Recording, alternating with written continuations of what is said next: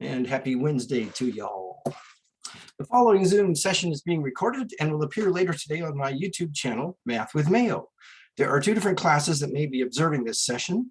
Therefore, when you participate in the Zoom meeting, if you do not wish for your picture or your name to be made public, please leave the video off and use an alias name. If you have questions during the meeting but do not wish to speak, email me at bmayo@ybcc.edu and I'll respond as soon as I can. All right, so today we're going to go on to cover section 9.3, but first we have several requests for problems from 9.2, so we'll go ahead and get started. All right, so this is section 9.2, number 30. The problem says use rational exponents, in other words, fractions, to simplify the radical. All variables represent positive real numbers. All right, so the original problem is the 14th root of x squared y squared. What they want us to do is they want us to change it into exponential form, then simplify it, and then change it back into radical form, okay? So first of all, I could rewrite this to the 1/14th power. Recall that the index is the denominator on the exponent. So now we have a product raised to a power. So this would be x squared to the 1/14th power, y squared to the 1/14th power. But then we have a power raised to a power. So you'd multiply the exponents, x to the 2/14ths.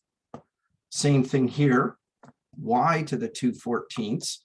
But that could be reduced down to x to the 1/7th, y to the 1/7th, which could be written as xy to the 1/7th, or the 7th root of xy.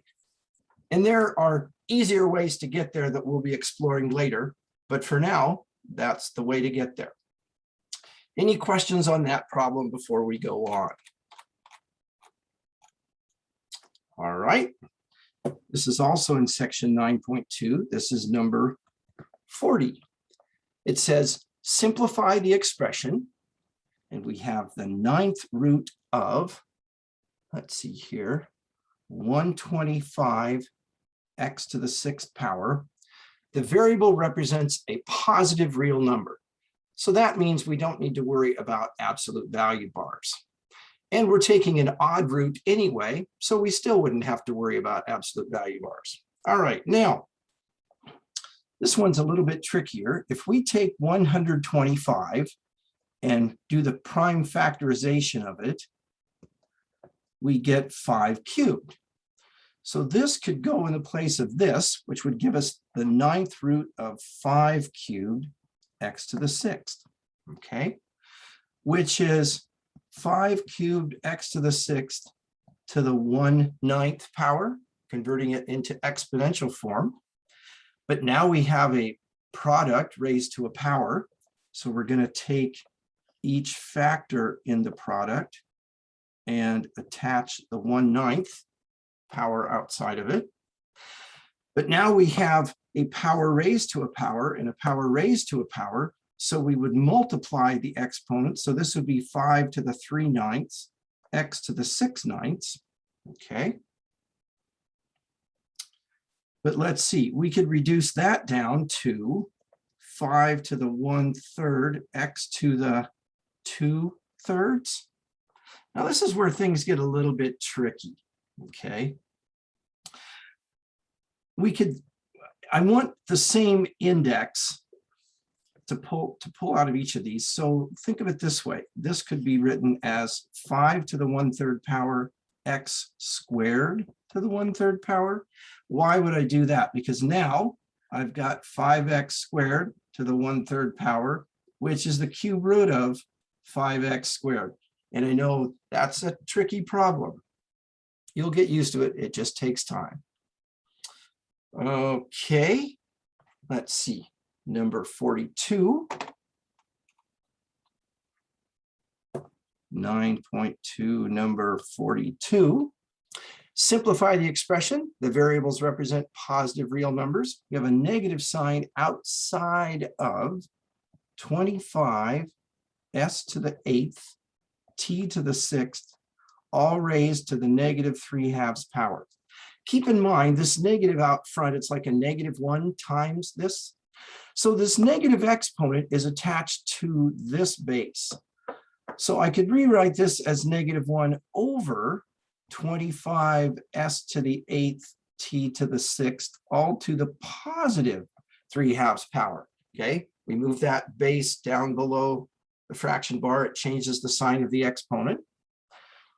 So now we've got -1 over, we have a product raised to a power. So we've got 25 to the 3/2 power, s to the 8th to the 3/2 power, t to the 6th to the 3/2 power. Okay. So let's see here. We've got -1 on top. Let's take this piece right there. Okay, and let's deal with that separately. 25 to the 3/2 power would be 25 to the 1/2 power cubed, which would be 5 cubed, which would be 125. Okay. S to the 8th to the 3/2 power would be s to the 24/2 or s to the 12th power. And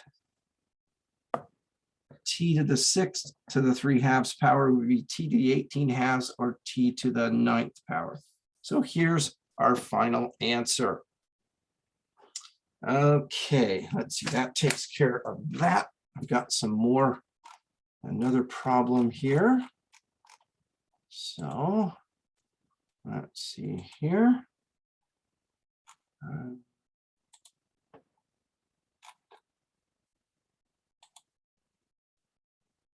9.2, problem number, 23.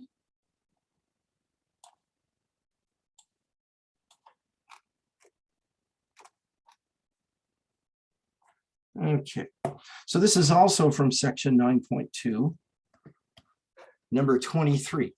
Simplify the expression. The variable represents a positive real number. Okay, this is very similar to one we just did. So we've got negative, and then the quantity, 81c to the 4th to the negative 3/2 power. So that's like having -1 times 81c to the 4th to the negative 3/2 power, which is like having -1 over 81c to the 4th to the positive 3/2 power, which is like -1 over 81 to the 3/2 power, c to the 4th to the 3/2 power. Now, 81 to the 3/2 power is equal to 81 to the 1/2 power cubed, which is equal to 9 cubed, which is, let's see here, 9 times 9 is 81. I think it's 729. Let's see, 9 cubed. Yes. So that's 729. And then this, c to the 4th to the 3/2 power, c to the 12/2, c to the 6th power.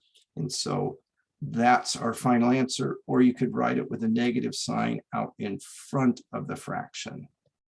So either out front or attached to the numerator. All right, well, that's all the questions that came in by request. Do any of you have any questions you'd like me to look at before we go on? Okay, then we're going to go on to section 9.3. So let's get going here. Let's see here.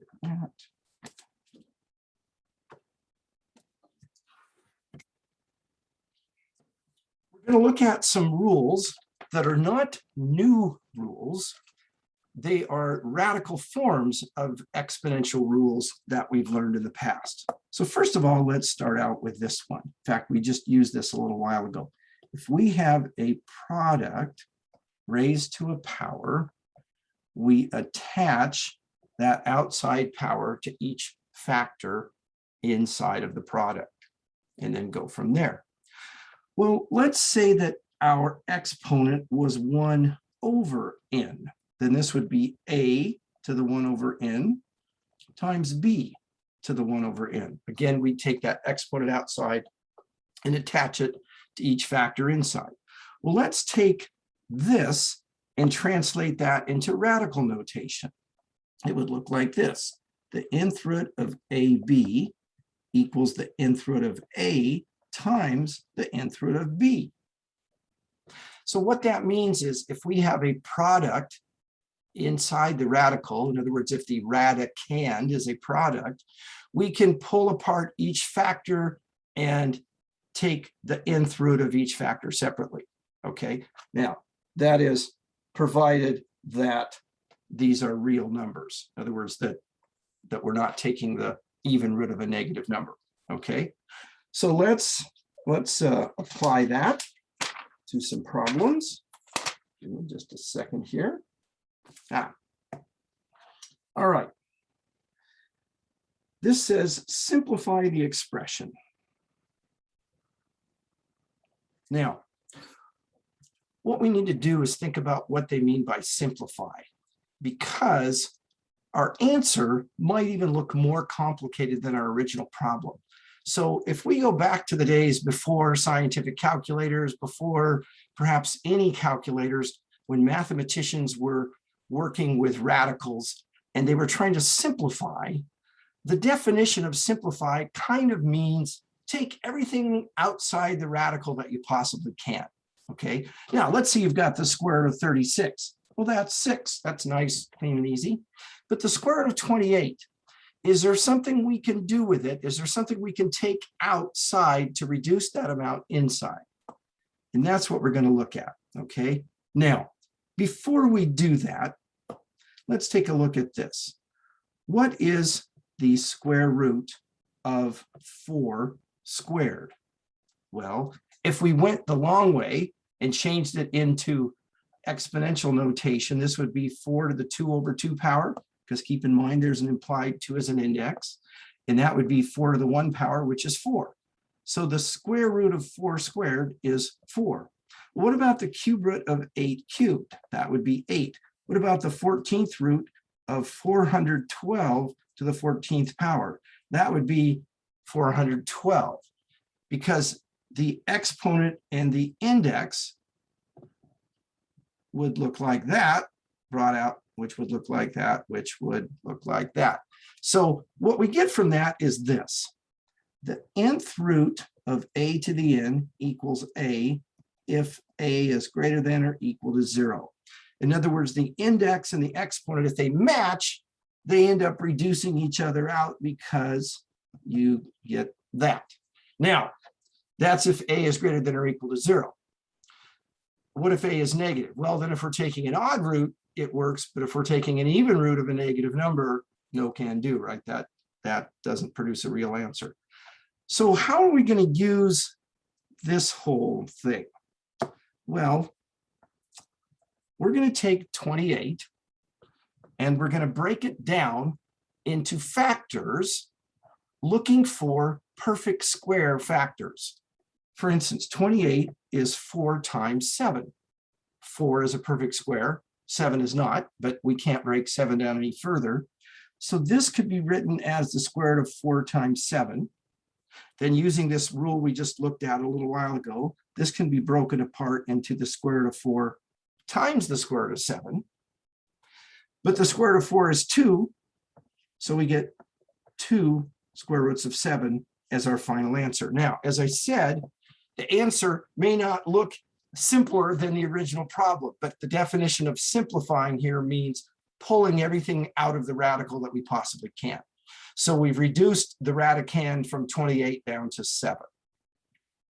Any questions about what just happened there? All right, let's take a look at some more examples.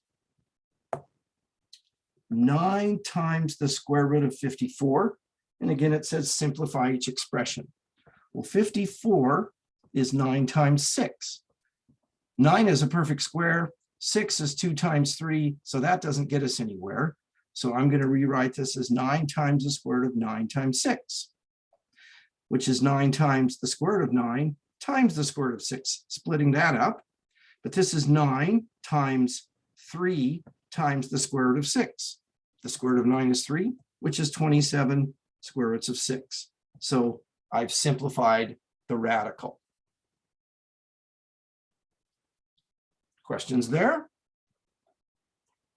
Okay, let's take a look at this example, the cube root of 40. Well, now, instead of looking for perfect square factors inside the radical, I'm looking for perfect cubes.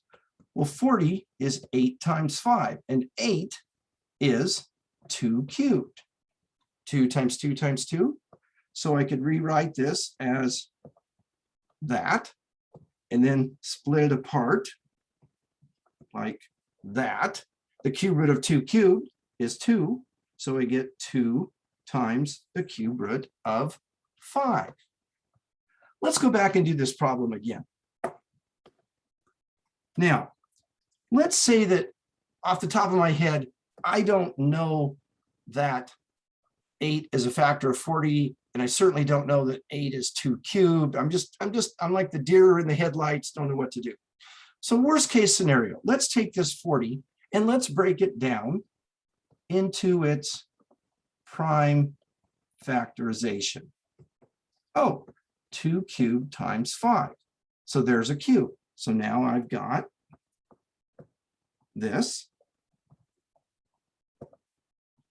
which is this, which is that. So if you need to break it down this way and then build it back up into the appropriate exponents, you can do so.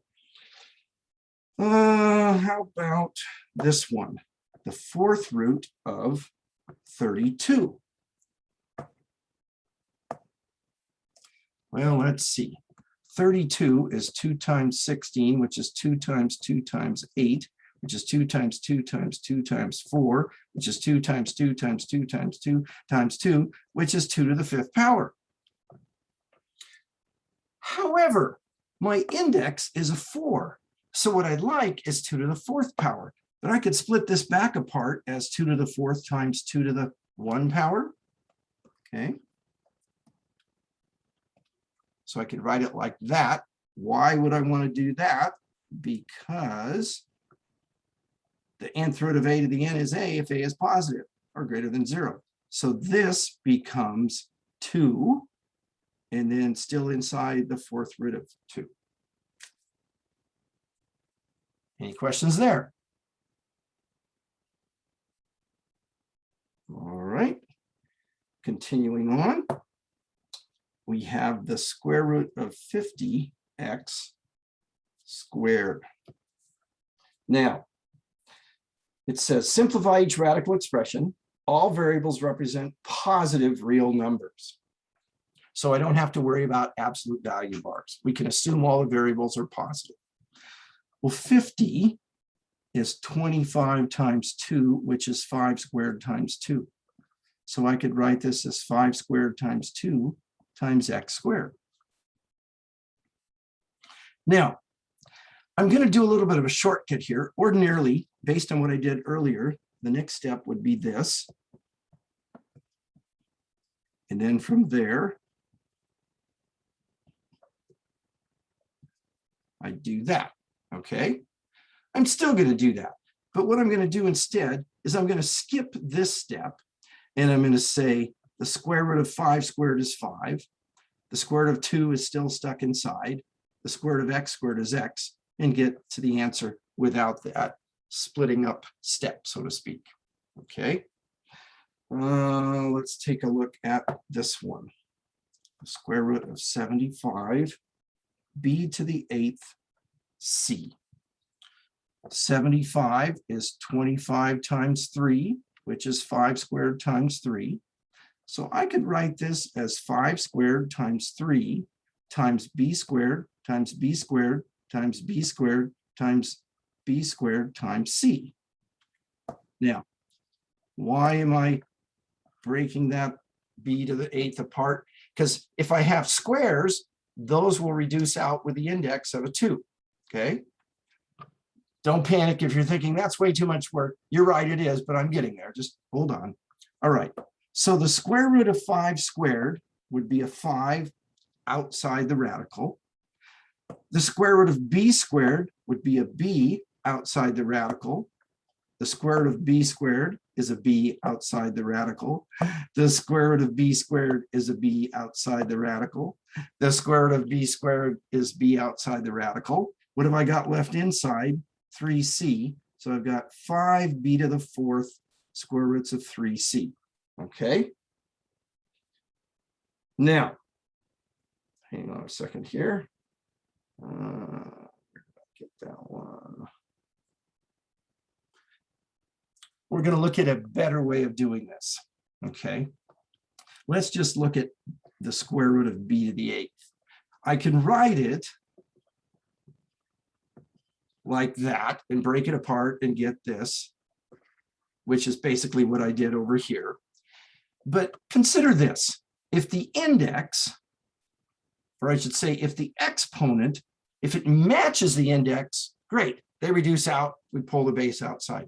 But what if the exponent is a multiple of the index? Okay, so what if I've got the square root of b to the 8th?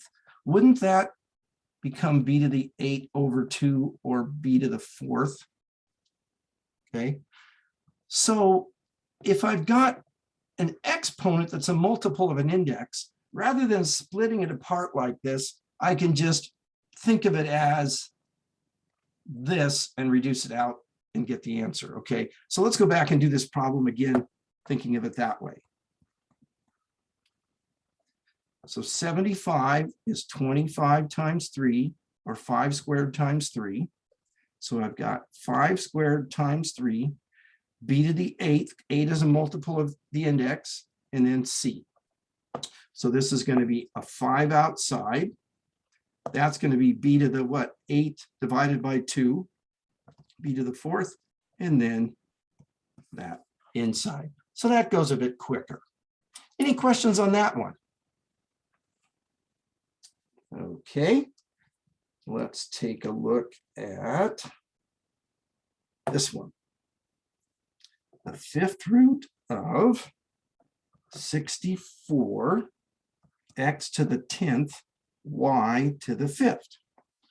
64 is 8 times 8, which is 2 times 4 times 2 times 4, which is 2 times 2 times 2 times 2 times 2 times 2, or 2 to the 6th power. But I want 5th power. So I'm going to think of this as 2 to the 5th times 2. So this is 2 to the 5th times 2. X to the 10th. 10 is a multiple of 5, so I'm going to leave that as it is. Y to the 5th. 5 is a multiple of 5. 5 times 1. Okay. So now I'm going to come back. The 5th root of 2 to the 5th is 2 outside of the radical. The 2 to the 1 power, that's stuck inside. Okay. X to the 10th, take the 5th root, would be x to the 10 divided by 5, which is 2. Y to the 5th, take the 5th root, would just be y. And what's left inside the 5th root of 2? And there's your answer. Again, any questions about that problem? Okay, let's see here. Let's take a look at this one. The cube root of 280, a to the 5th, b to the 6th. All right. So let's see. I'm looking for cubes. 280 would be 28 times 10, 2 times 14 times 2 times 5, 2 times 2 times 7 times 2 times 5, 2 cubed times 5 times 7.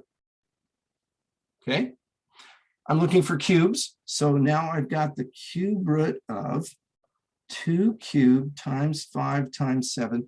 Well, a to the 5th, I could write as a cubed times a squared. So take all the cubes that I can and pull them aside, and then leftovers. So a cubed times a squared.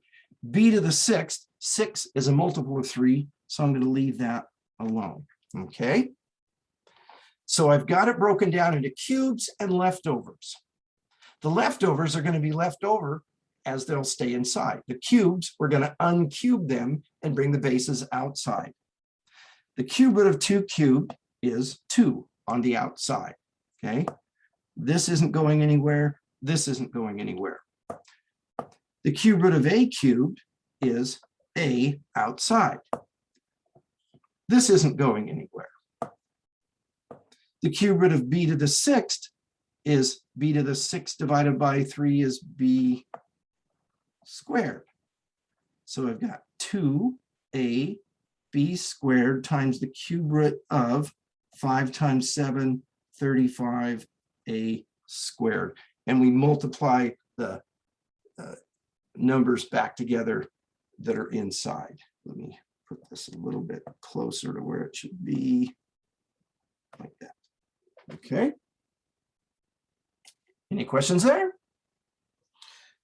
All right, now let's take a look at another rule that we know from properties of exponents.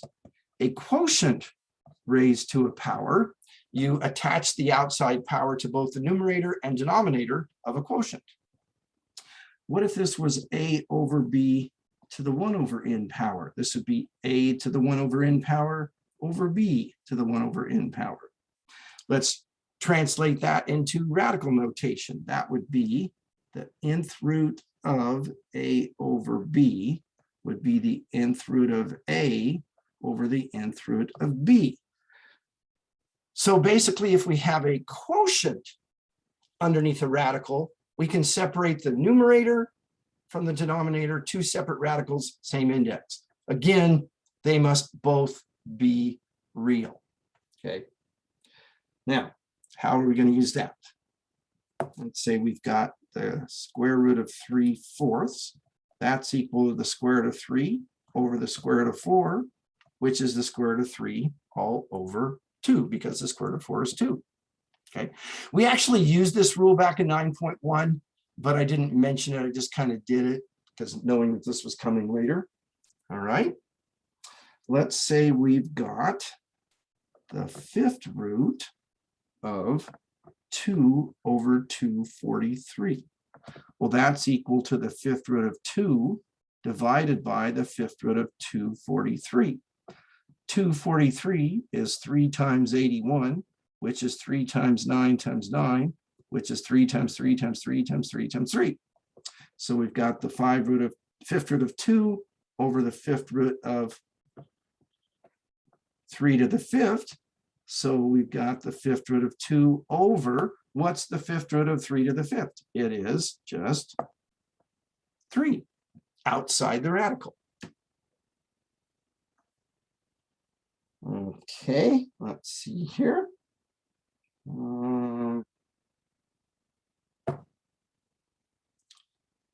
The 6th root of 5y to the 12th over 64 could be written as the 6th root of 5y to the 12th over the 6th root of 64.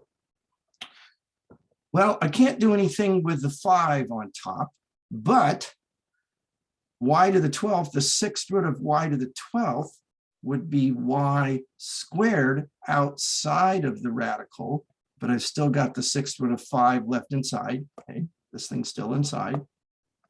Then in the denominator, let's see, 64 is 8 times 8, 2 times 4 times 2 times 4, 2 times 2 times 2 times 2 times 2 times 2, 2 to the 6th power. So y squared 6th root of 5 over, what's the 6th root of 2 to the 6th power? It is 2 outside the radical. So again, we're kicking everything out we possibly can.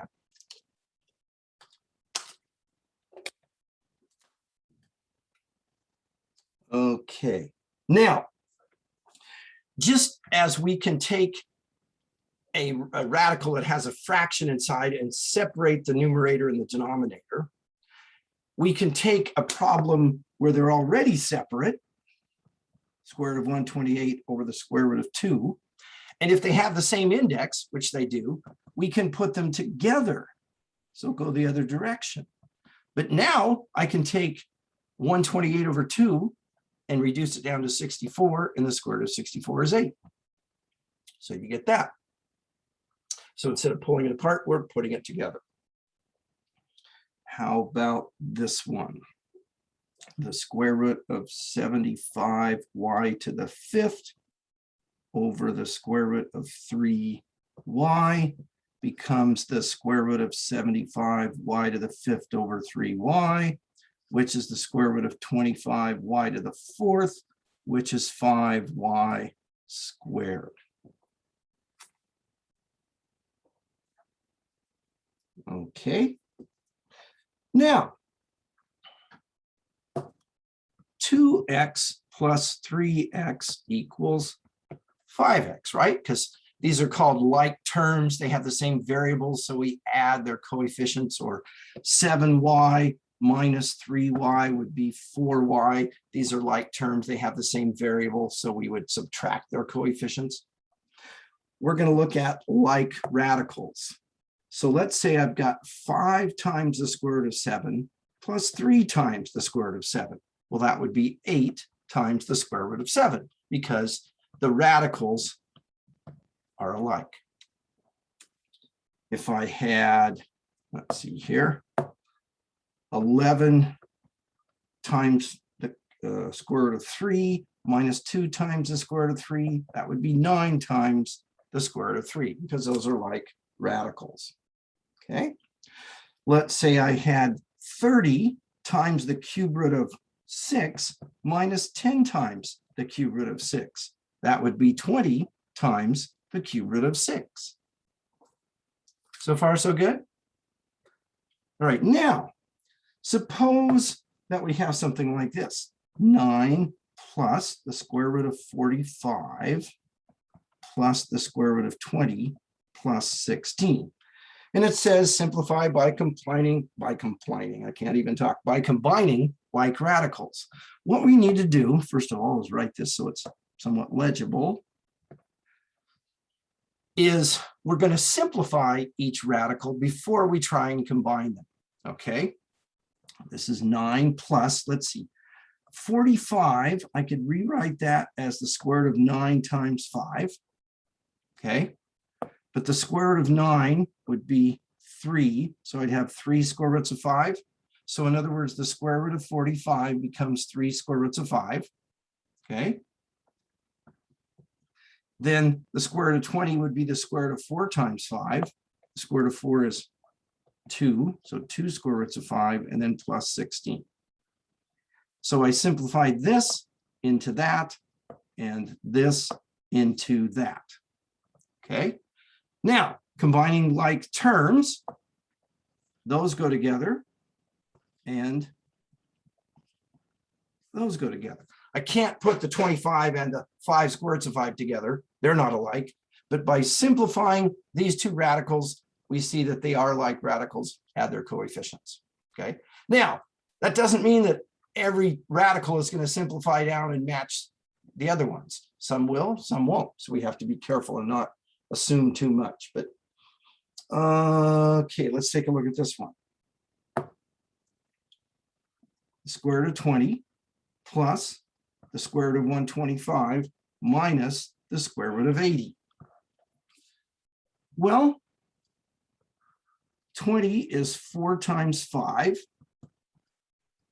125 is 25 times 5. And 80 is 16 times 5. Now, I kind of jumped to the finish line there and didn't go to all the trouble of breaking it down. If anybody wants me to, yell at me and I'll go back and do it in more detail. But the next step is that would reduce down, or that would, the square root of 4 would be 2 outside, so I get 2 square roots of 5. The square root of 25 would be 5 outside, so plus 5 square roots of 5. The square root of 16 would be 4 outside, so 4 square roots of 5. So in this case, all 3 radicals simplified down to like radicals. 2 of something plus 5 of something is 7 of something, minus 4 of something is 3 of something, the something be the square root of 5. Okay with that?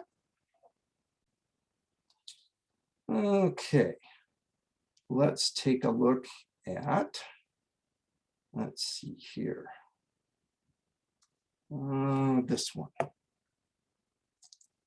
23 fourth roots of 3 plus 4 fourth roots of 48. I can't do anything with the fourth root of 3.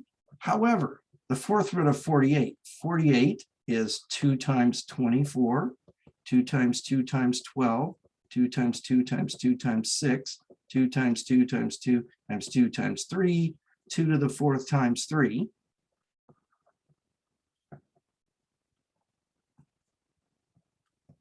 So 48 is 2 to the 4th times 3. Okay, so now I've got 23 fourth roots of 3 plus the fourth root of 2 to the 4th is a 2 outside, and I've got 2 times the fourth root of 3.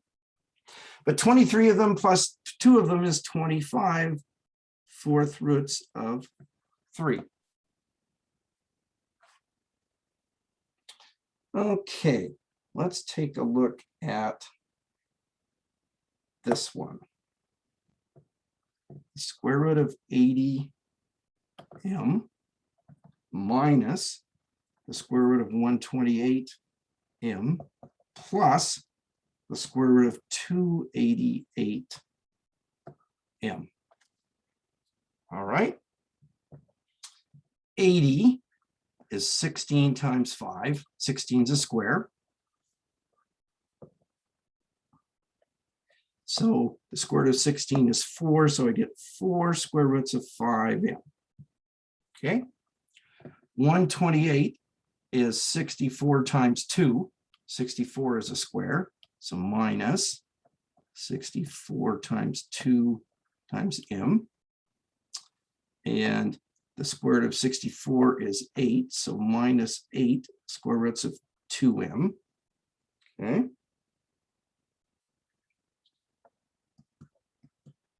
288 is 144 times 2. 144 is 12 squared. So that becomes 12 square roots of 2m. So do I have any like terms there? Yeah, the second and the third one. So I've got 4 square roots of 5m minus 8 plus 12 is plus 4 square roots of 2m. So in this case, these two were like radicals, but they weren't like that one. Okay, so that can happen. Don't just naturally assume they're all going to match. They may not. Okay, let's see here. That's all I've got for you today. So for tonight, you're going to do section 9.3. Again, I will be back this afternoon at 1:15 with an office hour if you have any questions. So with that, I'm going to go ahead and stop the recording.